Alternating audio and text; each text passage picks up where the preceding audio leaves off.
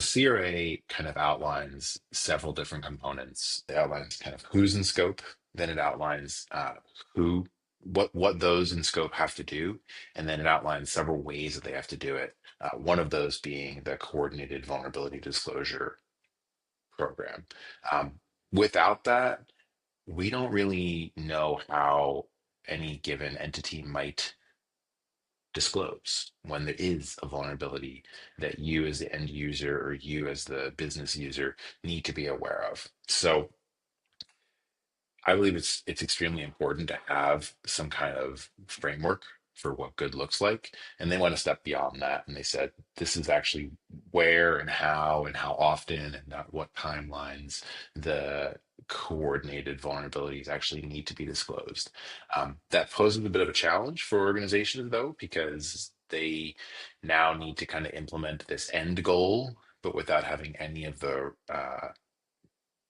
road work in place to get to that end goal.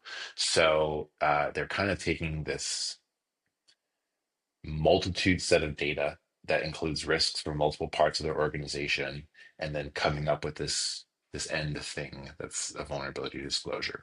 So I think what's really challenging for organizations right now is that specifically with software defined products, let's say you go and interview a compliance head and you hire a compliance head and they help you hire a compliance team, compliance typically kind of falls in like financial compliance or the form of maybe um, whether you're OSHA compliant or some kind of work type of compliance.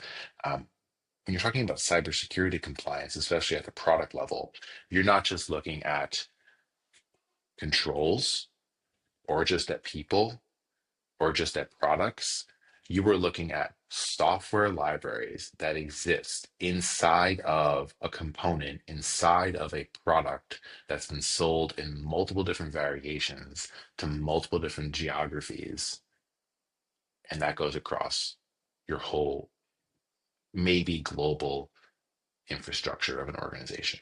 So, uh, having risks that live so deep in the actual, um, I guess, revenue stream of an organization becomes something that, without a coordinated approach to it, you really can't actually accomplish. So that is something that we're helping a lot of clients accomplish is being able to take that super granular set of risks and be able to actually contextualize them in a way that you can actually get actionable decision making data to either your buyers or your auditors.